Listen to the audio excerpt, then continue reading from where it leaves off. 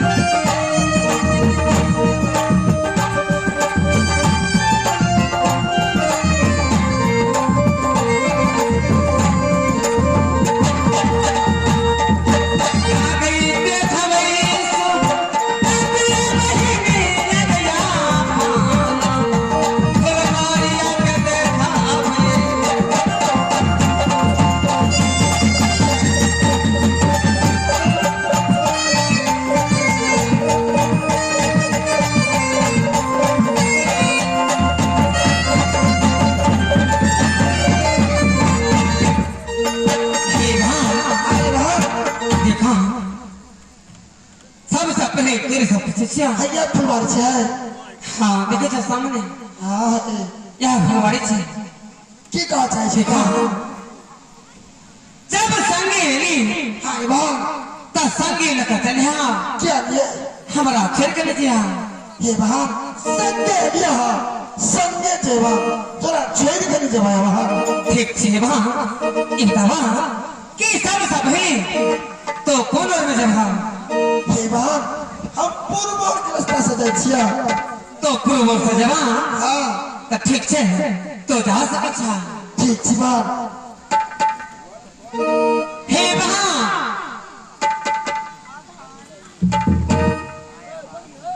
तो कौन से जवा पश्चिम ठीक छे बा तो पश्चिम और से जवा तो जा सके छा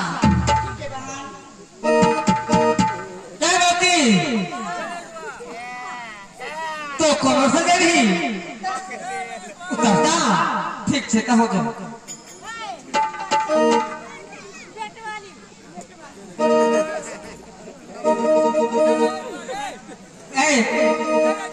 तो कौन से गई पश्चिम सा ठीक से कहो जो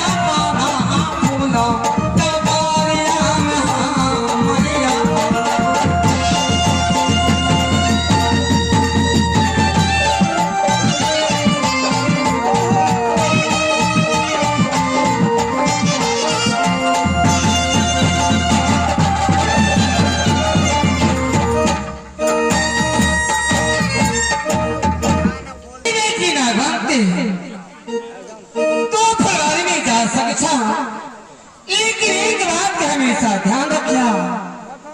कल बाबूजी को ना बात की करके देखा अपना फलवार के एक गेट जावला और एक गेट आवला एक प्रश्न भला रहे दूसरा पास कि मुसाफिर बेकार से फलवारी में प्रवेश नहीं हो सकिया की बात से सुनो इस सीताराम उतराम नहीं करो तो ये बतावा कि फलवारी में प्रवेश लेवा ये बतावा सीताराम किनका वैसा प्रवेश ले लो चले चले तुम आस्था की द्वारे धूप की मार पेड़ के नीचा बैस गया मनुष्य पेड़ के नीचा किनका से ऑर्डर लेता पूछता बैसता ए बाबा आई फलवारी में प्रवेश होने से पहले ऑर्डर लेना पड़ेगा अच्छा ला क्या लगा पत्थर टेकरा ऑर्डर से प्रवेश मिला सीताराम मनुष्य के कोटा किनको पे नजर पड़ने तो फिर मनुष्य कहाँ से लूटो कहाँ से पूछता ए बाबा प्रवेश मिला तो बसंदा लेकिन जी कुछ पूछवा अगर सही से बता देवा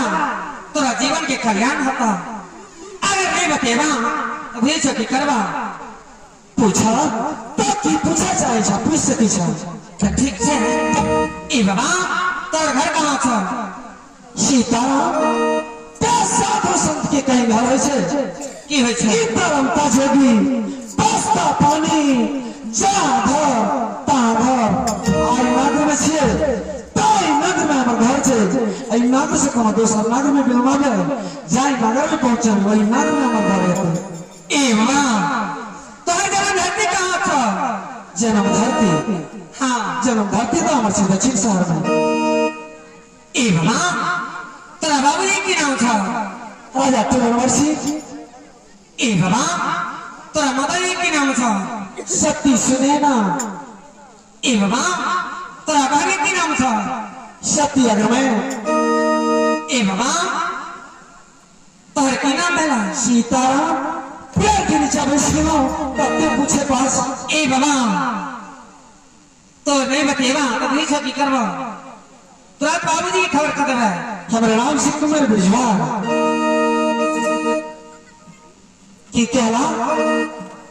अरे प्रणाम स्वामी जी प्रणाम स्वामी जी हाँ एक चले तुम साथी के प्रणाम स्वामी कही छा देखा तो बाबा कैसे पीछा मुसाफिर कैसे पीछा स्वामी क्या कही छा तो छा के तो नाम की छा ए बाबा तोरा प्रणाम स्वामी जी लिखा खा लिया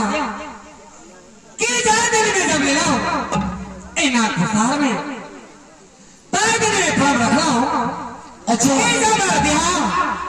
केवल दक्षिण सरला तो उतर के सकल ने देखा गया क्या लगा अपने मिले तब प्रणाम स्वामी अच्छा पहले तो सवाल आई फलवारी के हम के छिया आई फलवारी के हम के छिया कांचा हाँ नाम की छे हमारा नाम से सती नागवंती तो नाम से सती नागवंती हाँ तो नाम से सती नागवंती छे तो नागवेली फूल के बारे में जाने के हो ए वाह नागवेली फूल के बारे में चर्चित करा क्या कि नागवेली फूल पर डाल पर बात पर नाम के वासना छे ताई लखा नागवेली फूल के चर्चित करा सतो सती नागवंती छा तब पेड़ पेड़ पर नाग की वासना से बात पर नाग की वासना से ओ बातें हमरा को छेड़ दा एक फूल के जरूरी हमरा महल में ता एक फूल चाहिए ए बाबा ता कैसा नागवेली फूल के चर्चित करता एक दिन तो नहीं माने था तो देखा हम तोरा बता रहा छे तो दक्षिण ओर में तखा अच्छा सामने दिखाई पड़े था सही बात यहाँ से नागवेली फूल के पेड़ हाँ ठीक है एक फूल के जरूरी हमारा महल में ताकि देखा और अपना हाथ से नागवेली के फूल कर दे ठीक है तो तुर सके छा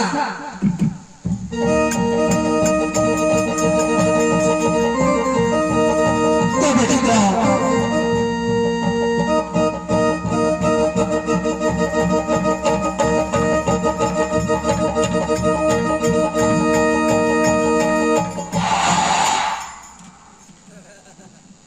सही बात डर डर पर नाक की वासना से जब 5 कदम पीछा से तनाव नाक के अति फुफकार से कहीं सामने उनका परवे तामर गति की है आखिरी गुरुराज की दया से किसी राबिजवा एक फूल उसमें नागबेली भी चाहिए कम से कम एक का पसंद बाबा की पूरा है नागबेली फूल तुर के जेबे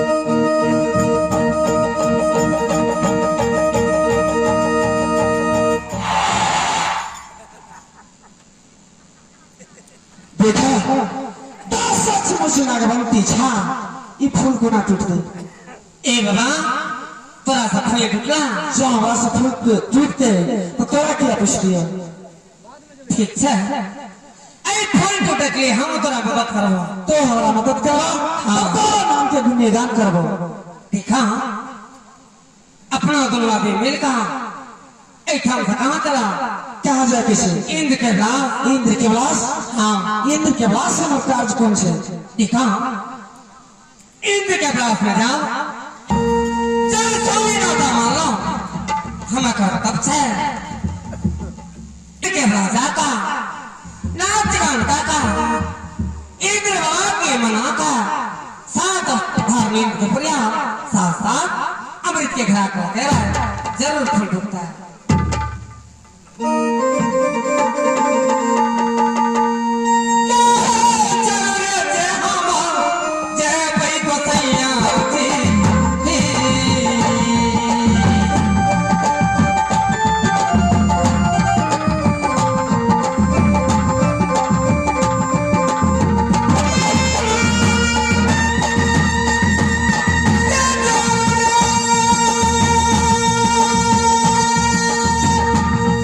जय